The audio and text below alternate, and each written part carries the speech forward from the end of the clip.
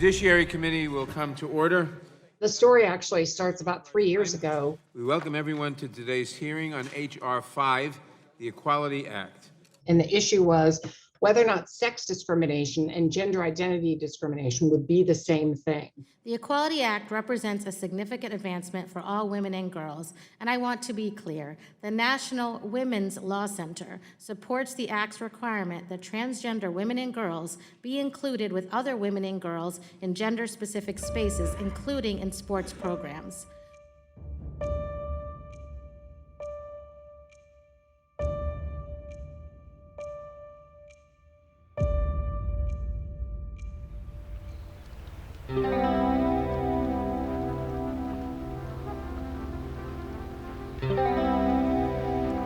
I started swimming when I was 7 because my parents bought a boat and they just wanted to drown-proof the kids. But I love swimming and I was very lucky to have a great coach. And so by the time I was 12, I was #1 in the country for 12-year-olds. By the time I was 14, I was #1 in the world for women. Went to Duke on a full scholarship, took a 1.5 years off college just to do nothing but train, and I won 3 gold medals in the 1984 Olympics. Hogshead is taking the lead away from Anne-Marie Verstappen. But they're going to be very close coming to the wall, Donna. Verstappen is coming. Joining me now, Nancy Hogshead-Makar. I was a young feminist. I really wanted to help women. And I just thought through sport was the best way for me to be able to do it. So when you think about what Champion Women does, this is a nonprofit that I run, which is we provide legal advocacy, I'm a lawyer, for girls and women in sports.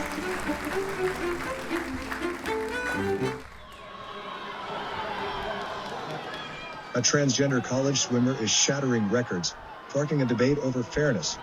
Now, for most of life, it doesn't matter, but everybody who is in elite sports understood what that meant. You just can't have that in competitive sports. So we started working then, and we come up with policies. And if you look on the Women's Sports Policy Working Group, we were hoping to be able to handle this issue prior to having a standout athlete come and take the stage. And unfortunately, we were not successful in doing that ahead of time. So Leah Thomas came out, and that is what brought, families and the whole swimming community and the whole sports community saying, hold on, we need to come up with criteria for how it is that transgender athletes will get to participate in the girls and women's category. I didn't have a whole lot of expectations for this meet. I was just happy to be here trying to race and compete as best as I could. Some of the parents reached out and some of the athletes reached out from lots of different schools, not just Penn. I made it onto a chat group of Penn parents, and we sort of came up with the idea together to be able to have a letter that would come from them.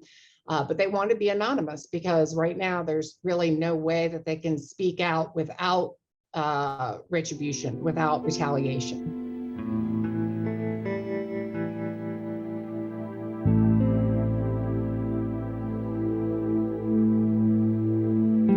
Pre-coming out and pre-transition, I had a lot of uncertainty about my future in swimming and whether or not I'd be able to keep swimming at all. And so I'm just thrilled to be able to continue to swim, and I love to compete, and I just love to see how fast I can go.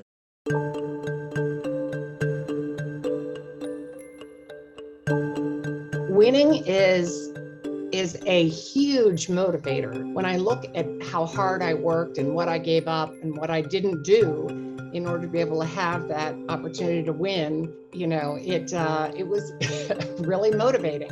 So, but you notice that Leah doesn't just want to compete, she wants to win. And she can only win in the women's category. When Leah was competing as a male, she didn't qualify for the NCAAs. And now she's ranked #1 as a woman. So we've got to figure out ways for transgender athletes to be able to have a place to win and be able to compete and still not hurt the girls and women's category.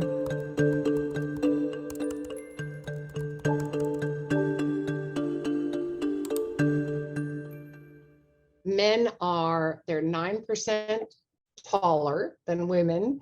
Their femur length is 9% longer. Women have a lot more body fat, big shock, than men do.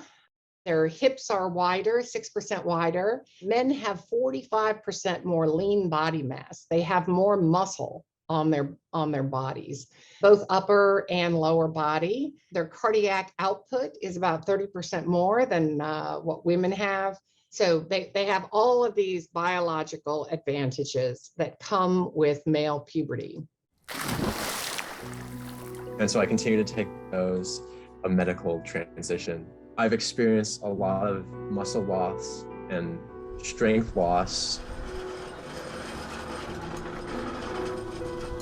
Our next speaker is Dr. Emma Hilton. Emma is a developmental biologist with impeccable, I hear, academic credentials, who's been named Outstanding Young Investigator by the European Society of Human Genetics for her research. And she did work on what happens to transgender women, so biological men, transgender women, when they go on gender-affirming hormones. How much do they lose? The first, in 2008, studied 23 non-athletic trans women, all at least 5 years into a surgical transition. And the second, in 2015, tracked 44 non-athletic trans women from pre-transition to 2 years into hormone treatment.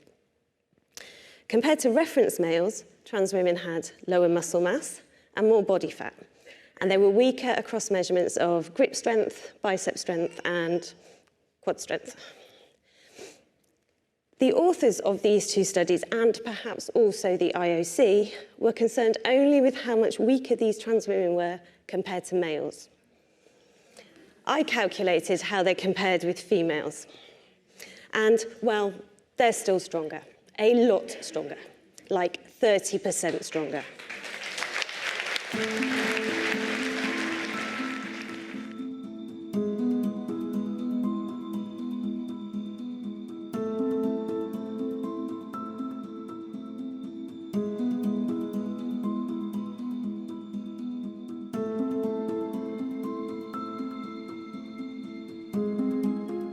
It's the same reason why the parents won't share. It's the same reason why the athletes won't share, is because they're afraid of getting canceled. They're afraid that a graduate school will Google their name, see that they were associated with Leah Thomas, and say that that they're not going to get into grad school. And for most of them that I've talked to, it's just not, for the athletes and the parents, it's just not their gig. It's not their fight, if you will, right? They're in the middle of it, but they want to be doctors and lawyers and right, they want to start businesses, and they don't want to be the face of women's sports rights, right? So they're like, you go do it, Nancy. Me. Yeah, me. Yeah. So I've had people that were on my Christmas list for the last 20 years. My Christmas card list, right? I send holiday cards out, and they refused them, sent them back because of my advocacy in this area. Yeah.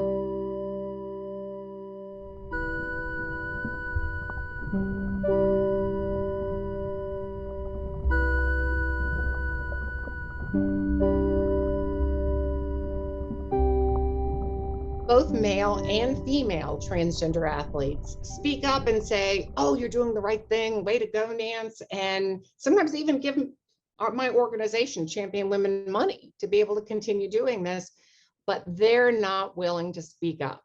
They have been silenced. They're worried that it's going to hurt them professionally and socially, and we have this idea that if you believe in biology and the science as being more important than this philosophy of trans women are women, that means that you hate trans people, or that you're a transphobe, right? That you can't have both, right? You can believe in biology and still be as empathetic and as loving as possible for transgender people to want to have a place in this world, and at the same time want to have a girls and women's category.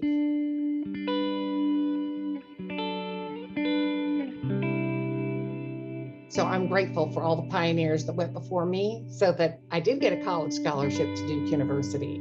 And I did get, a lot of things that if I had just been a couple years older, I would not have gotten. And I appreciate all those people, and I want to carry on. I want to make sure this is the 50th anniversary of Title IX, and I want to increase the opportunities for girls and women in sports.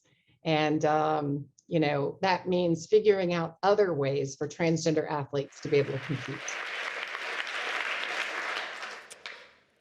The IOC and other sports federations are pursuing a social principle, and female athletes are considered collateral damage. We must continue to fight this.